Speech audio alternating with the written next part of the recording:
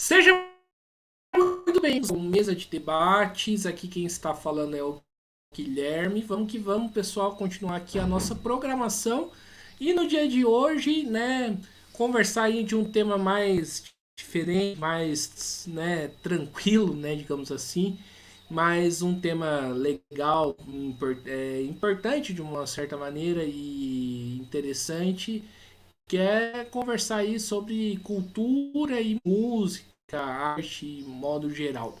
E eu tô aqui com o Bruno Guimarães, ele que é conhecido aí nas noites de São José dos Campos como Bruno Cotia. E vamos conversar um pouco aí desse rapaz que, né, canta segue desde a linha do Joy Division até canta também no Pé Monte. Então, Bruno, antes da gente começar, por favor, fale um pouquinho aí de você. Primeiramente, obrigado aí pela oportunidade de estar podendo falar um pouco mais sobre a minha história. Ah, bem, eu tenho o meu projeto pessoal, né, que é o Gotcha, onde eu expresso muitas das coisas que passam pela minha vida. E o Gotcha basicamente é isso, ele é a minha forma de se expressar, é a forma aí que eu tenho de soltar aí todos os sentimentos que tem em mim. Maravilha, então vamos começar aí a falar aí do projeto aí Bruno Gotti, né? Como que você, né, conheceu, teve influência dessa área aí dos anos 80, se eu não me engano, né, uma pegada bem Joy Division. Cara, começou, tipo, bem na minha infância, por causa dos meus pais, eles ouviam bastante rock nacional, então eu cresci ouvindo Kid de Abelha, Legião Urbana, Titãs em casa, e eu fui crescendo, tipo, familiarizado com esse tipo de música, e depois, quando eu tinha ali por volta dos meus 15, 16 anos, eu fui começando a me aprofundar um pouco mais, né? Aí você começa a conhecer algumas bandas é, mais pesadas, assim, né? E daí eu entrei de cara na música gótica.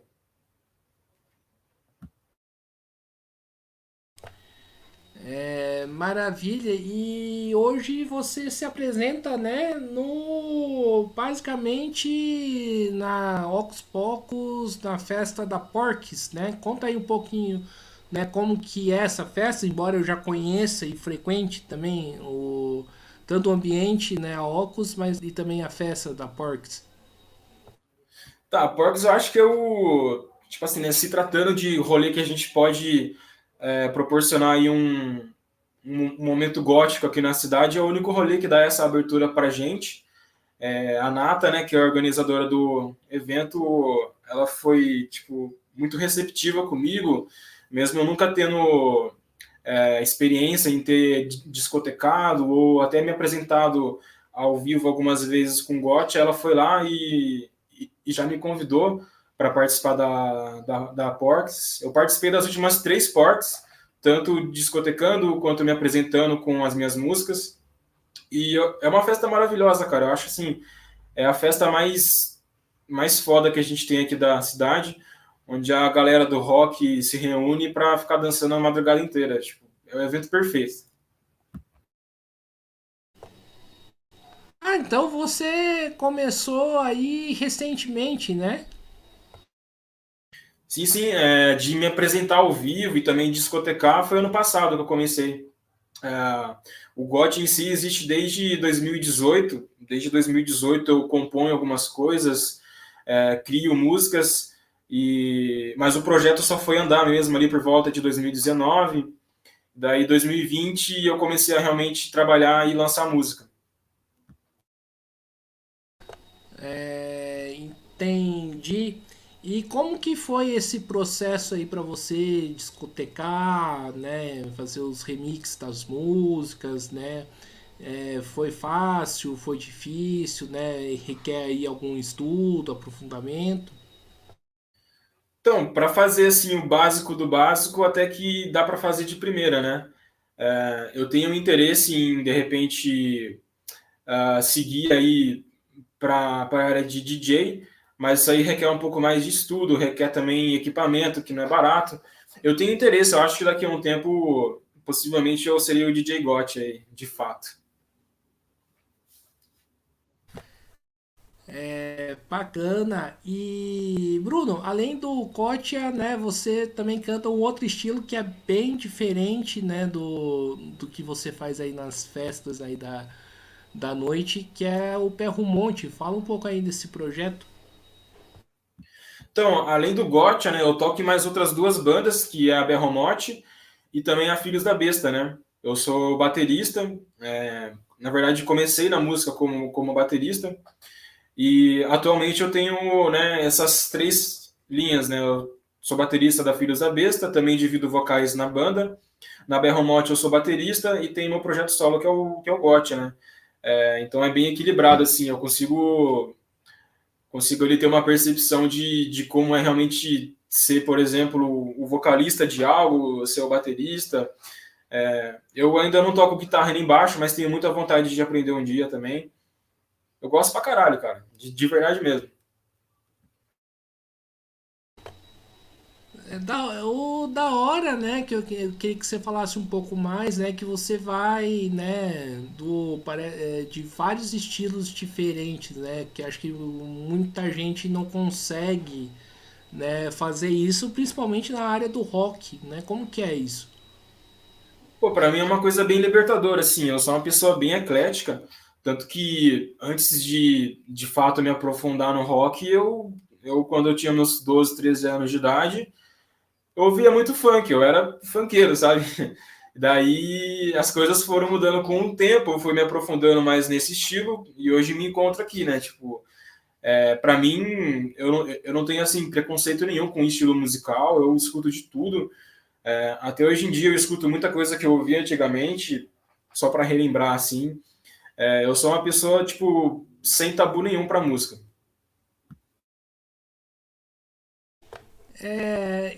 Interessante. E você acha que hoje, né, principalmente na área do rock, como eu posso dizer, existe muito esse tabu, né, que o cara que faz um tipo de música não consegue fazer outro?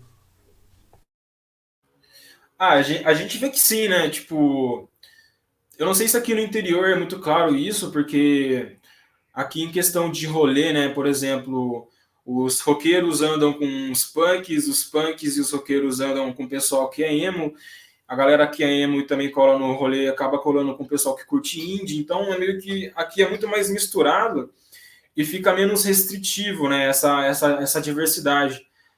Mas em São Paulo, por exemplo, onde você tem muita gente e cada rolê em específico tem o seu ponto certo, eu acho que lá rola mais essa coisa de, sabe, de ser mais restritivo. Aqui no interior eu vejo que a gente é bem aberto para isso e a gente não tem vergonha e medo nenhum de gostar de outros estilos, de frequentar rolê diferente, a gente sempre tá junto e somando. É curioso, porque eu tenho uma visão um pouco diferente, né? Principalmente no setor da área do heavy metal, que é um estilo que, né, o principal estilo que eu gosto, embora eu goste de outras coisas também, né? Aqui em São José tem uma ala que é bastante conservadora, né? Você não acha? Assim, tem, de fato tem. Só que eu acho que essa galera desse rolê um pouco mais conservador, eles não estão mais fazendo parte igual eles faziam, por exemplo, antes da pandemia, né? Hoje a gente, pelo menos colando nos últimos rolês que tem tido aqui em São José, a gente observa que está tendo uma mudança da cena, né? Uma renovação. Hoje você tem muito mais molecada do que a galera antiga do rolê, que tem a cabeça um pouco mais fechada e tal. E isso está dando oportunidade para mais gente estar chegando, para mais gente estar fazendo parte.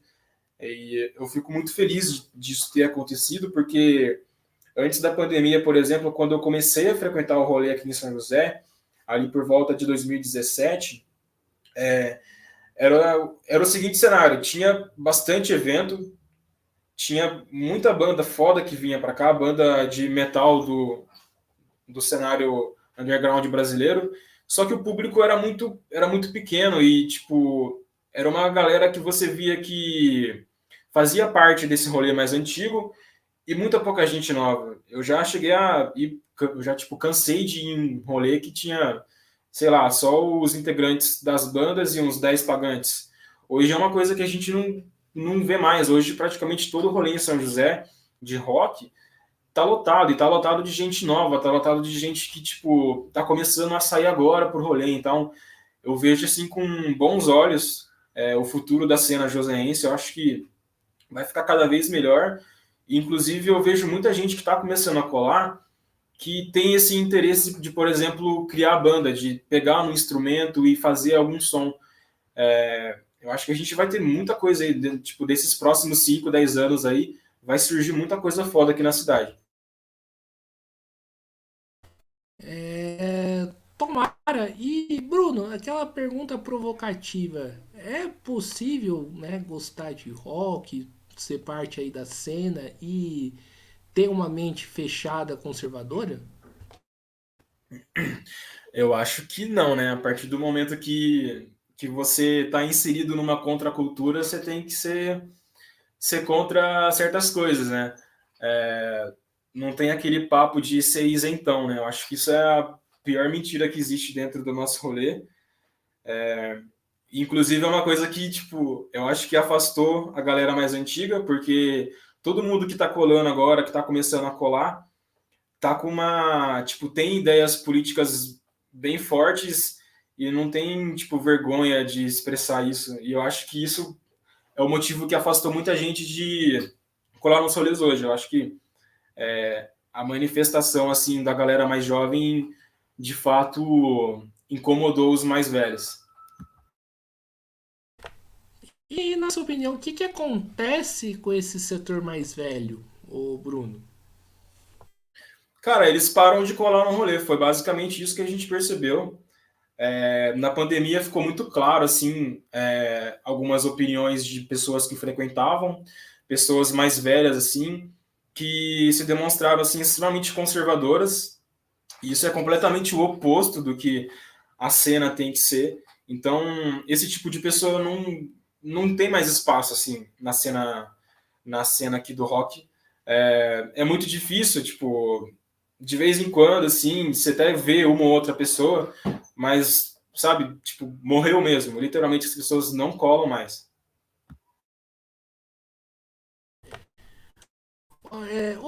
É, eu concordo, mas eu trago uma preocupação. Eu vejo que depois da pandemia, principalmente os lugares aqui de São José começaram a ficar cada vez mais restrito, né? Antes da pandemia, a gente tinha os dois principais lugares aqui em São José, embora exista outros, né? Que era o lado B e a Ocus Pocos. Hoje nós temos a Ocus, né? O lado B não existe mais. E casas como, por exemplo, a Comuna Deusa também fechou. Como que você vê esse cenário mais restritivo aí para tocar? Então, com o fim do Comuna Deusa, né, eu acho que ficou um pouco mais crítica a situação. Falando até propriamente do Comuna, eu acho que foi o lugar assim mais perfeito que houve aqui na cidade para fazer esse tipo de rolê.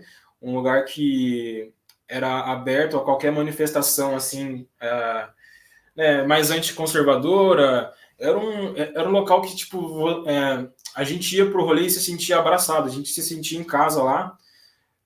O fim do Comuna Deus assim foi um negócio bem forte. Eu acho que é uma perda bem irreparável. Vale lembrar que os rolês eram sempre de graça, funcionava, né, em forma de coletivo, então era todo mundo se ajudando. Os rolês lá sempre ficavam cheios e tipo na Opus, né, por ser uma casa de shows mais fechada, acaba que perdendo um pouco desse charme. Porém, eu ainda sinto que a Opus é um lugar que a gente pode contar, né? Por ser, tipo, mesmo sendo a única casa de shows que a gente tem aqui na cidade para fazer esse tipo de rolê, eu ainda vejo eles assim como uma opção muito interessante. E Bruno, você enquanto artista, né, como que foi aí sobreviver, né, fazer música, produzir arte durante a pandemia? Então, foi meio que, vamos ver assim, antes da pandemia, né, a gente tava com ideia de montar a Filhos da Besta, né? A gente tinha montado a Filhos da Besta um pouco antes da pandemia, ali para janeiro de 2020, e a gente tava com aquela vontade enorme, assim, de, tipo, né, de fazer as coisas e tal. E a pandemia veio, tipo, e logo, né, como se fosse uma voadora, assim, e todo mundo ficou parado, sem meio que saber o que fazer.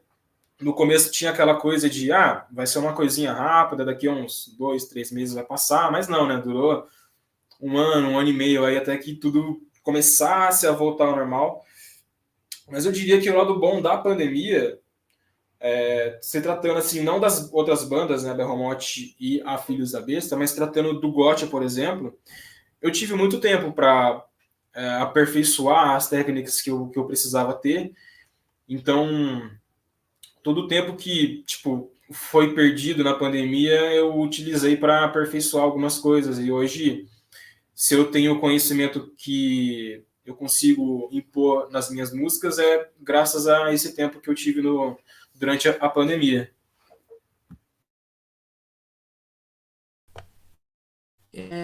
E, ô Bruno, para ser música, né, ser músico da cena underground, né, fazer diferentes trabalhos aí que você faz, é custoso? Sai caro? Depende, tipo, em questão de banda, você tem que ter os instrumentos, você tem que ter, de repente, ter tido aulas e tudo mais. Não, tipo, barato não é, realmente barato não é. A gente que está nesse rolê, a gente faz porque gosta, então a gente não ganha dinheiro com isso. E o dinheiro que a gente ganha é um dinheiro assim, sabe? Tipo, não é um dinheiro para você sobreviver, é um dinheiro para você só pegar e, sei lá, pagar uns ensaios, pagar alguma coisa assim. Mas realmente ser da cena e fazer som é meio que uma ilusão, né? Tipo, acho que muita gente acha que pode viver disso, que pode de repente decolar e tal. Até a gente que faz, tipo, né, que tem mais essa mente um pouco mais no chão, a gente sonha assim conseguir viver de música e tudo mais. Porém a gente vê que não é fácil, não é fácil, é muito difícil. Eu acho que aqui no Brasil viver disso aí é uma coisa quase utópica assim. Poucas pessoas conseguem e quem consegue tem alguma outra fonte de renda que de repente, sabe, não atrapalhe tanto. Eu sou uma pessoa normal, eu trabalho de segunda a sexta, já cheguei a trabalhar de segunda a domingo e mantinha os meus projetos ao mesmo tempo. Então, tipo assim, é uma coisa que a gente quer, assim, né, viver de música, quem que não gostaria? Mas fazer o quê, né? A gente tem que seguir e tudo mais. É muito custoso, tipo, a gente se esforça e eu acho que realmente só fica quem realmente gosta de fazer som. E, ô Bruno, não sei se você acompanhou o caso aí da Fernanda Lira, né, que foi, né, execrada aí por, né, o roqueiro conservador que merece acabar com todo mundo fala. É, isso acontece só com gente aí que toca em nichos restritos ou, por exemplo, o caso da Fernanda Lira é bem comum acontecer? Então, eu acho que eu até fiquei meio surpreso, né? Porque a gente que está um pouco mais aqui para dentro da cena nacional, a gente de repente talvez tenha a imagem de que, nossa, a banda brasileira está fazendo um turnê na Europa e deve estar, tipo, nadando em dinheiro. Tipo assim, eu acho que não é tudo isso, né? E quem, por exemplo, está fora do Brasil, por exemplo, na Europa, fazendo turnê e o caramba, tá, tipo, não, essas pessoas elas não conseguem viver disso, né? Se a gente for ver de fato as bandas nacionais que conseguem hoje se sustentar, é um nicho assim de, sei lá, 4, 5 bandas aí que são extremamente famosas e que tem ali uma estabilidade financeira. E no caso da Fernanda Lira, né, tem aquela coisa do tiozão headbanger ficar muito em cima dela. Então, qualquer coisa que ela fala, os caras vão tentar achar alguma coisa. E isso aí foi uma oportunidade de ouro, né? Porque para criticar a mulher, os caras não gastam tipo, nada mesmo, os caras adoram. Mas, tipo assim, sei lá, eu não sei como o Cripta, por exemplo, o quanto o Cripta ganha, quanto elas ganham, e se a Fernanda tinha que pedir alguma coisa por necessidade, eu acho que ela tinha que pedir. Infelizmente tem esse tipo de pessoa que vai para cima, né? E eu queria que você falasse mais como que você viu essa reação, né, que fez ela, né, fazer um vídeo pedindo desculpa por pedir ajuda. Ah, é que, tipo, desencadeia, né? As pessoas, antes desse episódio, já ficavam muito em cima. Até nos tempos de Nervosa, a gente sempre, tipo, via aquele discurso, né, de que elas só estão fazendo sucesso porque são mulheres e tal, o som não é tudo isso, né?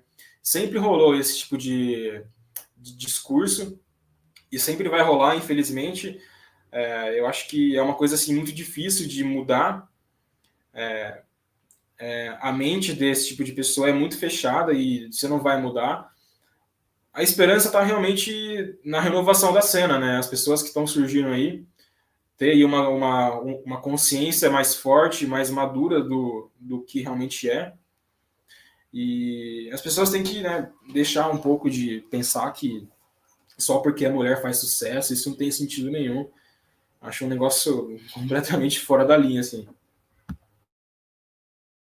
E é uma galera que, né, critica a Fernanda Lira, mas que faz pix, né, pro Bozo. Não só pro Bozo, né? Se fosse um homem de alguma banda mais famosa aí do cenário, né, nacional pedindo a mesma coisa que a Fernanda, eu duvido muito que essa quantidade de pessoa ia cair para cima, igual foi com a Fernanda. E rola, né?